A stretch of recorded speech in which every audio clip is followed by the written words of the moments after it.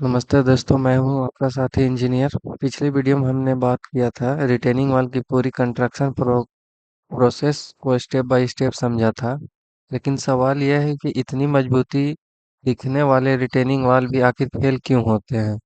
जो भी फेल या क्रैक्स जो होता है वो क्यों होता है, आज हम इसी वीडियो में हम जानेंगे कि रिटेनिंग वॉल फेल का मुख्य कारण, कॉमन डिफ्लेक्शन क्रैक का उसके बचने से सही तरीका देखेंगे। यदि आप साइट इंजीनियर, सिविल इंजीनियर है, स्टूडेंट है या इंटरव्यू की तैयारी कर रहे हैं तो ये वीडियो आपके लिए बेहद इम्पोर्टेंट है।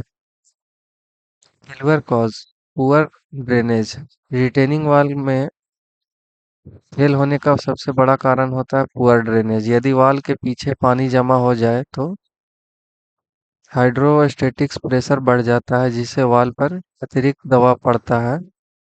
ये जो हम लोग बीफॉल जो यूज करते हैं, ये इसमें अगर होल बंद रह गया तो इधर से पानी पास नहीं कर पाएगा। इसके वजह से हाइड्रोस्टेटिक प्रेशर बढ़ जाता है। उपाय क्या करेंगे बचने के लिए? बीफॉल बीफॉल और फिल्टर मीडिया और उचित ड्रेनेज सिस्टम हमेशा उपलब्ध होना चाहिए। इसमें जो हम लोग फिल्टर मीडिया डालते हैं, boulder pitching, filter media, back boulder banking, ये सारा हम लोग सही तरीके से करना है। फेलियर कॉज में दूसरा हम इम्प्रॉपर बैक फिलिंग। यदि बैक फिलिंग सही मटेरियल से ना की जाए तो, प्रॉपर कंपेक्शन ना किया जाए तो बाद में यह सेटलमेंट होने लगता है। इससे वॉल पर असमान दबाव आता है और क्रैक बढ़ने लगती है। इसके बचने के लिए लेयर बाय लेयर कंपेक्शन करें और केवल अप्रूवर मटेरियल का ही उपयोग करें। फेल्यूर 3 में हम लोग देखेंगे वीक फाउंडेशन। यदि फाउंडेशन की बेरिंग कैपेसिटी कम हो तो फाउंडेशन सही डेप्थ तक ना बनाई जाए तो पूरी वॉल धीरे धीरे बैठ सकती है।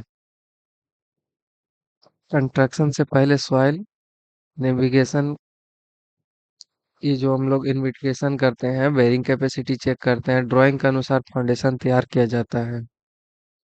इसी हिसाब से सारा क्वेश्चन देख के ही किया जाता है।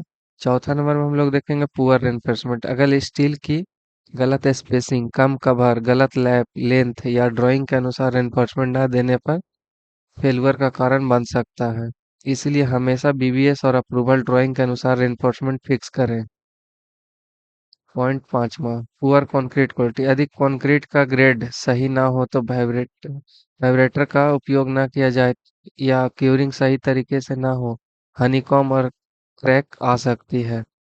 इसके लिए बचने के लिए हम लोग सही मिक्स करेंगे, प्रॉपर डिजाइन, प्रॉपर वाइब्रेटर और पर्याप्त क्यूरिंग करना पड़ेगा। 6 नंबर में हम लोग देखेंगे कई बार वॉल के ऊपर हैवी व्हीकल्स बिल्डिंग या अतिरिक्त लोड दे दिया जाता है, जबकि डिजाइन में उसकी अनुमति नहीं होती है। इससे वॉल ओवर स्ट्रेस होकर फेल हो सकती है। डिजाइन लोड से अधिक लोड कभी ना दें। कॉमन डिफ्लेक्ट हम लोग पढ़ेंगे, vertical crack, horizontal crack, cantilever of all, bleeding, settlement, water spacing, water seepage, honeycomb. In triplet को समय समय से पहचानना बहुत जरूरी है। साइट इंफेक्शन के दौरान क्या क्या चेकलिस्ट करेंगे? वॉल में किसी प्रकार का भी